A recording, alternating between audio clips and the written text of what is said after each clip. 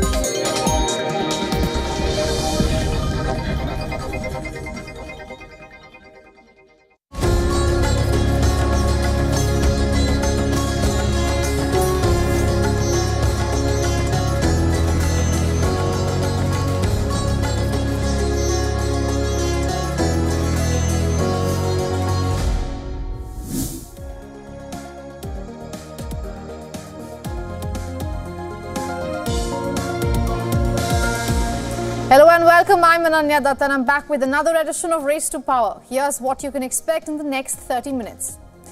Just moments ago, India's new cabinet was revealed. The big five remain unchanged, but some NDA allies have made their presence felt. We tell you everything.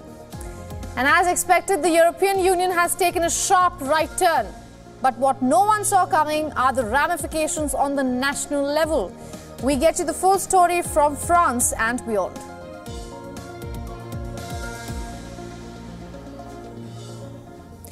Beginning with the political developments coming in from India, suspense over portfolio allocations for India's newly elected government finally comes to an end. The list of cabinet ministries and assigned leaders is out. The ruling BJP has retained key ministries in its fold. Continuing their run from 2019, BJP heavyweights have retained the top 5 ministries. Amit Shah continues to be the Home Minister of India. Rajnath Singh will continue as India's Defence Minister. Nirmala Sitharaman has been retained as the Finance Minister. And Dr. S. Jaishankar heads India's Foreign Ministry for another term. Lastly, Nitin Gadkari will continue to be as the helm of the affairs for the Road Transport and Highways Ministry. Among the new faces are 3 BJP leaders who have made the cut this time and joined the BJP-led NDA coalition government as cabinet ministers. On the list is former Haryana Chief Minister Manohar Lal Khattar, who has been assigned not 1 but 2 ministries, the Housing and Urban Affairs Ministry and also the Power Ministry. Next up is former Madhya Pradesh Chief Minister Shivraj Singh Chauhan, who has now been handed the Agriculture and Rural Development Ministry.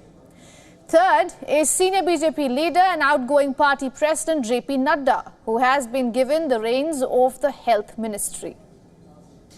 The list has been released just moments after a cabinet meeting at Prime Minister Narendra Modi's residence came to an end. The BJP seeks to create a delicate balance of power after losing clear majority in the Lok Sabha elections and forming a government with crucial support from alliance partners. The new cabinet includes 61 ministers from the BJP and 11 from the allies on whom this government depends heavily. 30 of the 72 ministers sworn in on Sunday are cabinet ministers, 5 independent charge and 36 ministers of state. Narendra Modi took the reins in 2014 after the Bharatiya Janata Party won clear majority in the Lok Sabha elections 10 years ago. In 2019 general elections, the BJP once again swept the mandate, with Modi becoming the Prime Minister for a second time. And now Prime Minister Modi has equalled the record of India's first Prime Minister, Jawaharlal Nehru, becoming only the second person after the Congress statesman to become India's Prime Minister for 3 consecutive terms.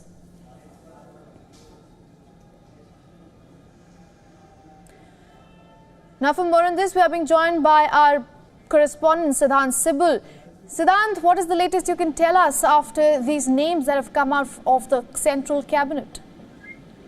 Well, the wait is finally over after a gap of almost 24 hours. Yesterday this time we saw the swearing in, and just a short while ago we saw the Rashtrapati Bhavan making the official announcements on the portfolio. Now, the big ticket development is that the big four, that is the Finance Ministry, the External Affairs Ministry, the Home Ministry and the Defense Ministry remains unchanged.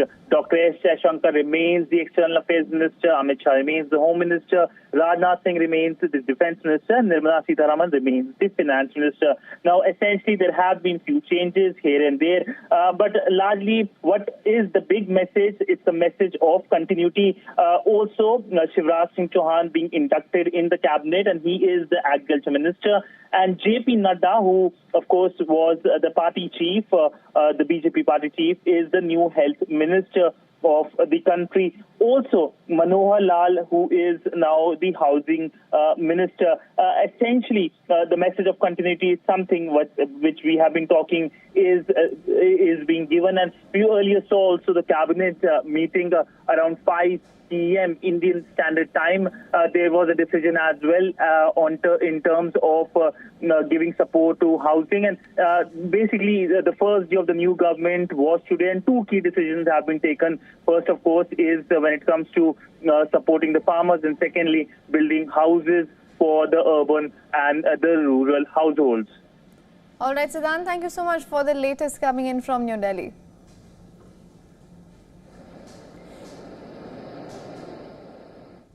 Keeping our focus on this story, among the allies, ministers sworn in on Sunday evening have also been granted portfolios. H.D. Kumaraswamy has been allocated the Heavy Industries and Steel Ministry. Kumaraswamy is the leader of Janata Dal Secular, which is a party of the NDA bloc. LJP leader Chirag Paswan has been allocated the Food Processing Industries Ministry. Kinjarapura Mohan Naidu of the Telugu Desam Party, also known as the TDP, has been given the Ministry of Civil Aviation. The TDP is a critical alliance partner in this NDA coalition government. Remember, contributing 16 seats to help BJP form the government for a third time.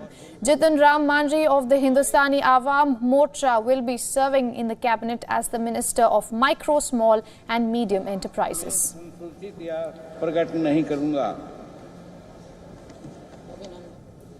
All right, now let's get some expert perspective on this. We are being joined by Dilip Cherian, who is a political campaign advisor. Mr. Cherian, good to see you again on WION.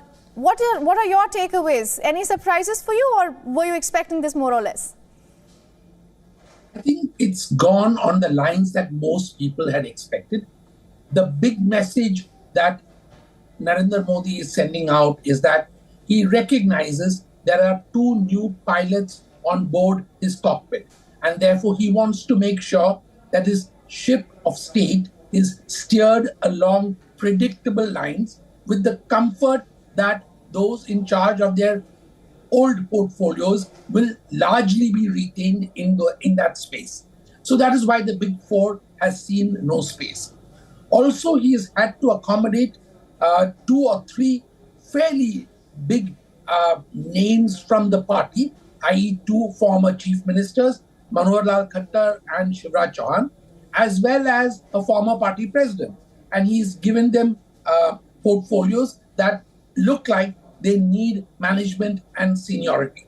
So I think it's largely on the expected lines. And the fact that the allies have asked for or, expected certain portfolios which they've historically been enthused about, I think has worked very well in terms of allocating portfolios to them.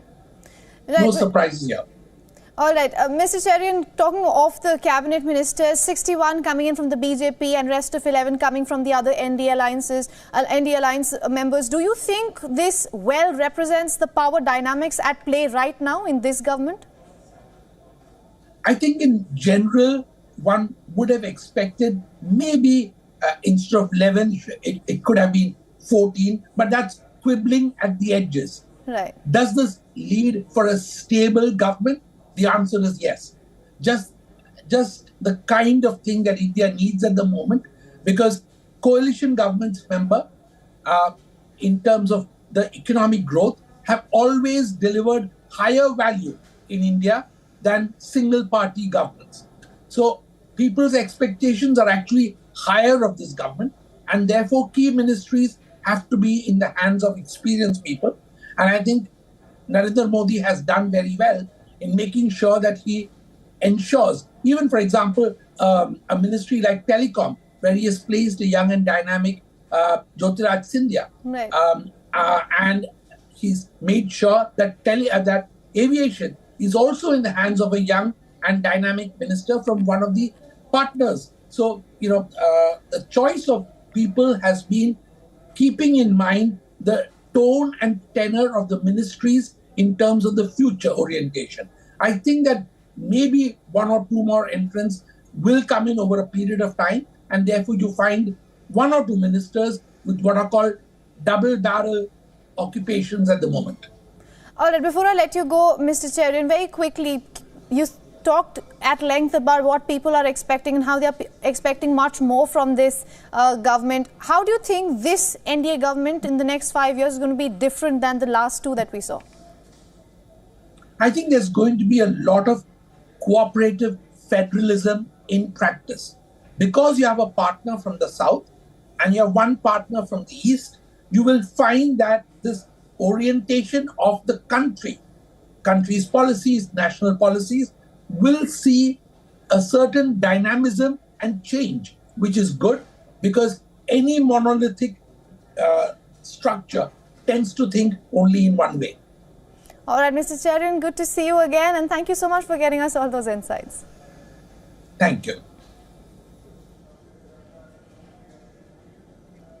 Let's shift focus to another big story we have been covering here on WION. It's been high election drama in Europe, and as predicted, the bloc has taken a sharp right turn, but it had more national ramification than it was expected before. At the top of the list, French President Emmanuel Macron dissolved his country's parliament and called for snap elections right after the exit polls from the EU elections. Two phases of the French parliamentary elections will be held on the 30th of June and the 7th of July. Macron's unexpected decision could hand major political power to the far right after years of being on the sidelines. C'est pourquoi. It is a situation to which I cannot resign myself. The rise of nationalists and demagogues is a danger not only for our nation, but also for Europe and for France's place within it, along with the world. Marine Le Pen's far-right National Rally Party won more than double of Macron's party. 28-year-old Jordan Bardella is the party president, and he is confident of the party's future. I invite all French people tonight, wherever they come from, to join us and to come work alongside us. The path that leads to renewal will be demanding, but we are ready to lead the country through it. There were other visibly big shifts too. In Germany, Chancellor Olaf Scholz's Social Democrats were overtaken by the far-right AfD, winning a record 16.5% of the votes. This comes ahead of federal elections next year. The AfD has tapped into frustrations with Scholz's government. The Ukraine war and state services burdened by rising migration and cost of living crisis have definitely hit hard. In Italy, Giorgia Meloni and her far-right Brothers of Italy party is rejoicing. They have been forecast to gain more than the double seats they had in the European Parliament in the earlier election, and that will hand her new power to influence policy in the EU. Other right turns were made in Austria, Greece, Poland and Spain. The provincial results for 23 countries is up on your screens. The centre-right European People's Party won 191 seats, confirming its role as the largest bloc in the European Parliament. The Socialist and Democrats SND bloc was always projected to come in second, and they won 135 seats. As it stands, the coalition between the EPP, SND and Renew would reach a majority. EU Commission President Ursula von der Leyen seems confident of a new mandate. So, no majority can be formed without EPP, and together, and that is important, and Manfred, you said it, together with others, we will build a bastion against the extremes from the left and from the right. We will stop them. This is for sure. Now, as the results keep trickling in from the European Union, here are some reactions coming in from the voters on the ground across several European nations. This is a historic catastrophe for our country. We are facing France, which is forgetting its history. I think that people need to wake up, reopen their history books, know what cohabitation is, and discover that the extreme right or the extreme left or all these parties which advocate disagreement between people are leading us straight into the wall. Ja, es ist schockierend. It's shocking. I mean, everyone knows by now that there is a drift to the right. But I still kind of lived in my own bubble, thinking not everybody would vote for them. But it's daunting to see written in black and white how many people voted for these parties, Europe-wide, not just here in Germany. To some extent, politics related to broadly understood immigration, opening the door to Europe. I'm not against it, but we must take into account the real moods in European societies and meet it if we want to save what is more important, democracy. The rise of the far-right parties and the extremes in general always happens when the democracy is not working well, when the middle class is suffering in general, when the situation is like the one we live in nowadays. Now, John Bevere gets us the latest from Bristol. Yeah, certainly, as you say, we seem to have had this shift to the right. Some countries, the centre ground still being maintained, but that list that you said there, countries such as Germany, Austria and Italy, all having a shift to the right when it comes to the European elections, and of course France most dramatically as well because of the impact that's now having on their domestic politics with this snap election being announced. As to why, well, there are some who will say it comes down to things like migration, which traditionally the right wing have always had a tougher stance on. So some people say that we have voters wanting solutions and drastic solutions, so they are looking to the right to try and solve the problem of migration that they say. Others saying that the cost of living crisis has caused many problems for people in places like France, so they are just looking for an alternative to what is currently being offered up. So we have all these different views as to why, but what we are very sure on is that it has happened in many of the leading European countries. So it is something that the European Parliament will now, with this new makeup, we'll need to see what the sort of policies are coming out of there. And of course, in these countries as well, we have this election about to take place in France. In Austria as well, we're expecting parliamentary elections in the autumn, and the far-right party there is saying that they are very confident that they are going to claim domestic control after these successes in the European elections. Going across to the non-EU country now. UK Prime Minister Rishi Sunak's political woes are refusing to die down. A latest poll has revealed that the UK Prime Minister is on course to lose his own seat in Richmond and North Allerton. According to the poll, the Tories will be left with just 37 seats out of 650 after the elections, a result that could prove to be fatal for the party that has dominated British politics for over 200 years now. The forecast puts Labour on 46%, with the Tories trailing behind on just 21%, nearly 10 points lower than what John Mayer's won in 1997. Reform UK is on 12%, lower than some other polls that put Nigel Farage's party within touching distance of overtaking the Conservatives. The Tories' worst ever election result was in 1906, when they crashed down to just 156 seats. The dismal poll results come on the heels of Sunak receiving criticism over his decision to leave D-Day commemoration events early. But the UK Prime Minister has made it clear that he is not resigning over the gaffe. No, of course not. I'm energised about the vision that we're putting forward for the country. Right, this campaign is only not even halfway through yet, and I'm finding an enormous amount of support for the policies that we're putting on the table, whether it's a modern form of national service, the triple lock, plus 100,000 new apprenticeships, continuing to cut taxes for people. These are all things that people want to see. Meanwhile, former Home Secretary Suella Braverman has batted for leader Nigel Farage. This as senior Tories began discussing the future of the party in the wake of a difficult few days for Rishi Sunak. The former Home Secretary said that it is time to unite the right and that there is not much difference between Farage's policies and the Tories.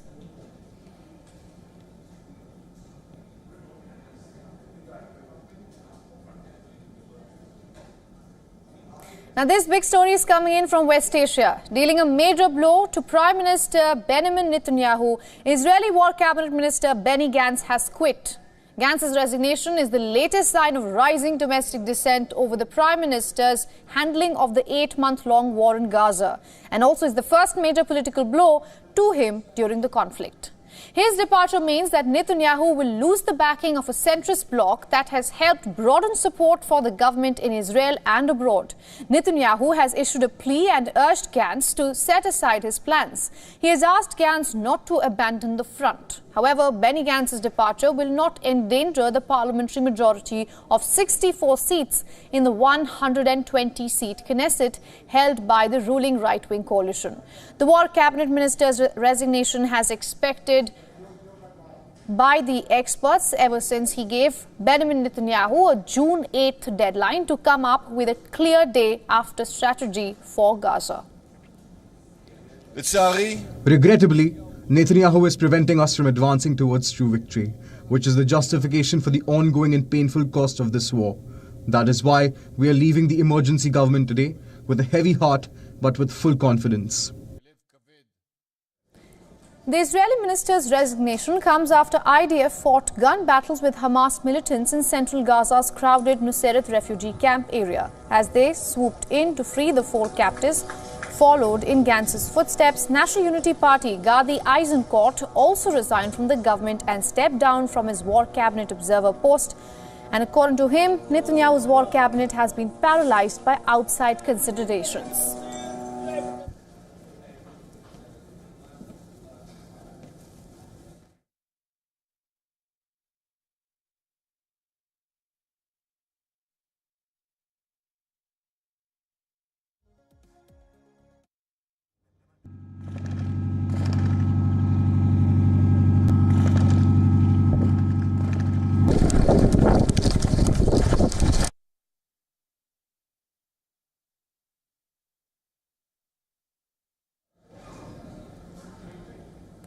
Iran's Guardian Council has approved the country's hardline parliament speaker and 5 others to contest the country's presidential elections on Sunday.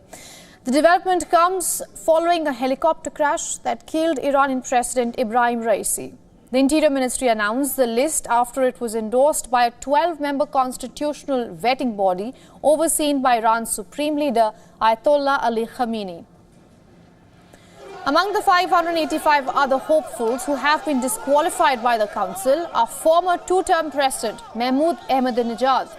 The Guardian Council disqualified Ahmadinejad because he had challenged Khamenei towards the end of his term. Not only this, Ahmadinejad is also remembered for the bloody crackdown on the 2009 Green Movement protests. This is not the first time that he has been shunned.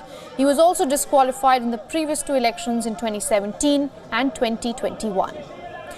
The council has also blocked former Speaker of Parliament Ali Larijani. He is a long-standing parliament speaker and veteran politician, prominent figure in Iranian politics and national security. Strong ties to Iran's former relatively moderate president Hassan Rouhani.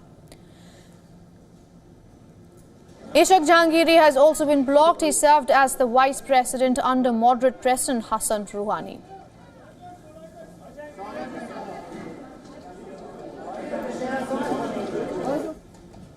And with that, we are wrapping up this edition of Race to Power. Thanks for watching with me, Ananya Datta. Goodbye.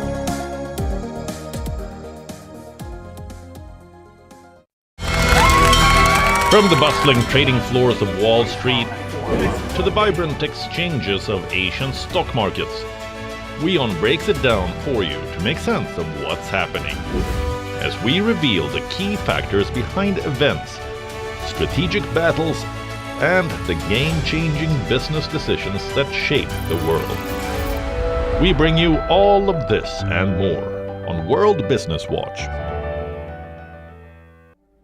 Namaste.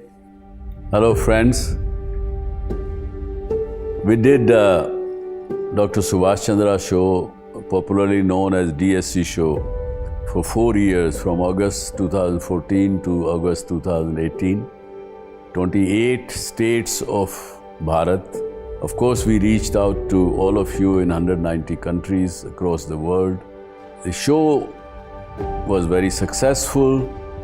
Each episode was being watched by almost 25 million people every week. For past 6 years, the demand of the show has never died down. People write to us, people ask for the show to restart again. Hence, we are beginning the show once again on All Z Network, also on WION, which is the global network channel from India. Again, thank you for your love and affection. See you soon at Subhash Chandra Show.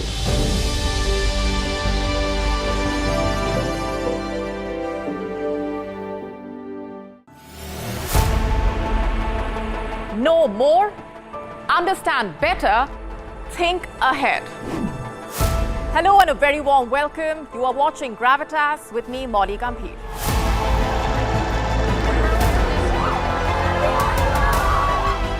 Get the facts, not the bombast. On the 26th of March, dynamic pricing, Baloch separatists,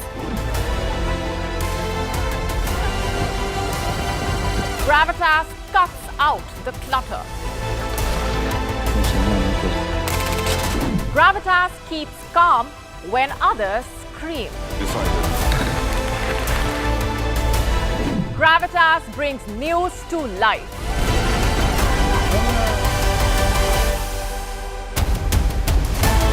Weekdays, 9 p.m. IST, 3:30 p.m. GMT. Gravitas. Seeing is believing. WION Health Resort is unique, the only one of its kind. Experience the 4 paths of natural wellness: yoga, Ayurveda, acupuncture, and naturopathy. Each uniquely customized program improves the whole person to make every person whole. Come to WION Health Resort. Make your reservation at yowon.com.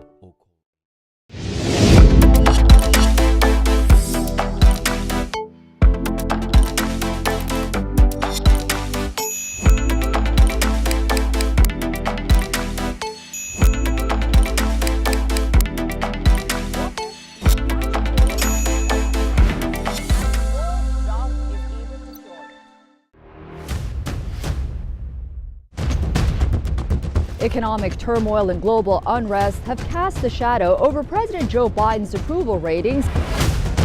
The rockets are continuing to be fired by Hamas in Gaza, although at a slower rate than previously. So, right now, we are with the volunteers from the Aleppo municipality. They are still trying to go to the rescue for the people they can find out. India has emerged as a major diplomatic force at the world stage. The rising cost of living in Nigeria continues to impact citizens from all walks of life.